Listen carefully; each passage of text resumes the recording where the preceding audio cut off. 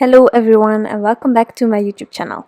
Today I have a really simple Christmas card to share with you using the Happy Holidays from My Favorite Things. This is an adorable new Christmas stamp designed by Tiddly Inks, and I really adore her images. So I knew the first second that I saw this stamp that I had to have it. So as always, I'm trying to start with the hardest parts of the images that I'm coloring, in this case the skin tone and the hair tone for me. So I'm starting with the skin here. I'm using my all-time standard kind of skin tone. It's a really simple one. It's not too whitish, not too brownish. It's just in between and it kind of works for me. But there are of course many skin tones out there, and have just fun with whatever you like creating. So for the hair I am using E18, E15 and E33, which is a combination that I often use for reindeers or foxes, but in this case it works as well, although I found that it was really hard because of the technique to color the hair to have enough of a blend in between. So I also added the E37. You will see it after I added 3 colors that there is quite a big gap in between those others, and since I'm not trying to get like a blend, it was hard to get rid of that huge difference. So here I personally found it just a bit too contrasting. So I'm going to add an E37, which is a warm tone that is right in between, and that really helped me. The trick here, if you want to do hair like this, is to hold your brush or your pen marker or anything as vertical as possible. This way you will have a really thin line when coloring with it, and that will help you with those hair kind of vibes on your coloring. It's not always simple and it doesn't always work out as much as I would like to, but most of the time I'm pretty happy with how far I already got with coloring hair this way. Now for the clothing I decided to go with greens. This is a really soft but still dark green combination that I truly adore. I have used it already a few times now and I'm really in love with it. So if you want to have a more muted green combination, or if you're making a masculine card, this combination truly is fabulous for that as well. So I am not trying to get any vibrant green color here, just a really soft one but dark enough. And I must admit, the yellow green 95, the lightest color that I'm using for this combination, truly is one of my favorite greens. It's that olive kind of green. It's bright but muted at the same time. It's just perfect.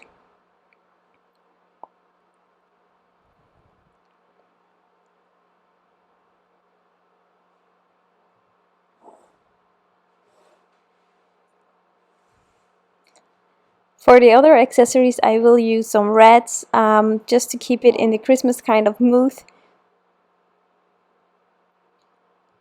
So I'm just starting here with my darkest again, and I'm working my way through my combination, each time taking a lighter marker. Really simple coloring, a lot of colors are returning, which makes it pretty simple to create. Also, I had no clue yet what I was going to do with this card, so as you probably already saw in the first picture, I went for some tearing paper background kind of stenciling, which is really a fun thing to do. I recently saw some inspiration, well, I saw some creations actually based on an inspiration by me with the tearing paper, and I truly adore seeing what you create. So if you're sharing online, definitely tag me if you can on Instagram, for example. I truly love seeing what you made, and I try to repost them.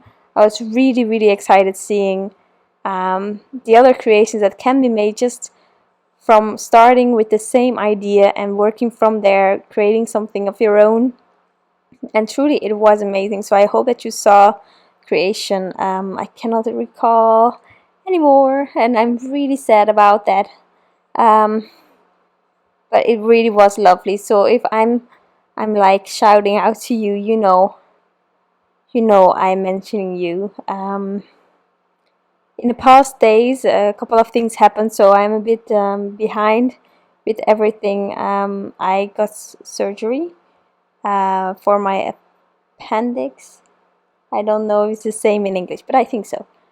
So they removed that, and now I'm taking it slow. I have some cards prepped, so I'm trying to just lay on the couch and doing the voiceovers so that I can still share some inspiration with you.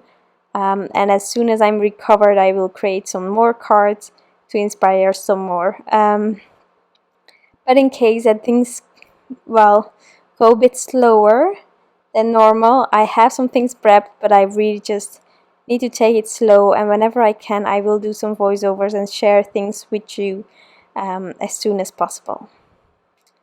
So since my coloring was done, as you can see, I just took a piece of printer paper.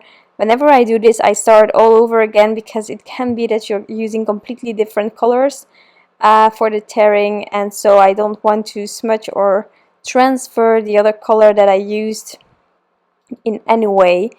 And then for this card, I decided to go with some blues to create, well, a night sky kind of organic kind of background. It's not really a night sky, it's more of a blue gradient without creating the gradient, except for my final row there. I'm combining a really dark blue with some black, but it is an abstract gradient in a way, without having to fiddle with getting the transition going, except for this final. But if you had, well, if I had more room, I would have added the black on another kind of tear, I'm going to add some Winsor & Newton white gouache. This is great gouache if you want to create stars or snow or anything like that. I just add a bit of water, not too much. If you add too much, then it will get diluted quite a lot, and then the white will not be as stark as you might want it to be on your cards. So try to have as minimal water as possible, but in case it's necessary, you just add more to get it splattering.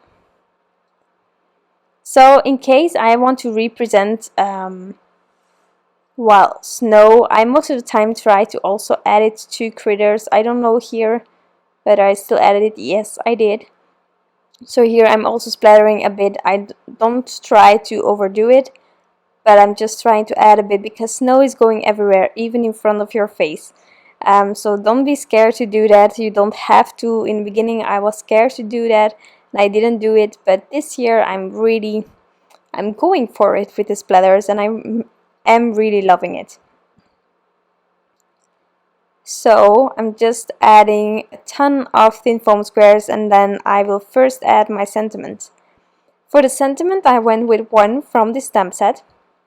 Really simple.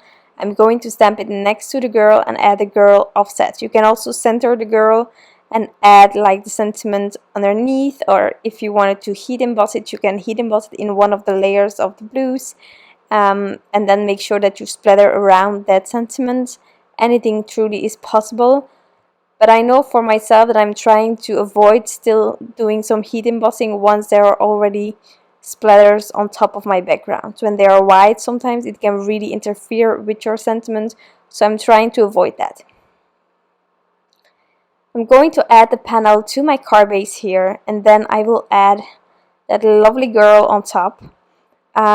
If you want to, you can add stickles, glossy accents, embellish it. You can add some lovely snowflakes or stars in the background. I didn't do that. I kept it really simple. I think the girl is just amazing. She stands great on her own, and then the background with that tearing is really, really fun to create. So that is my card for today. Really simple, but tons of fun truly. If you haven't tried to tear your paper, to use that as a stencil, once you go there, you will not be able to stop. I promise you, it's a really fun technique. It's also really cheap, and you have another card every time you do it. So I hope that I could inspire you today, that you like the end result.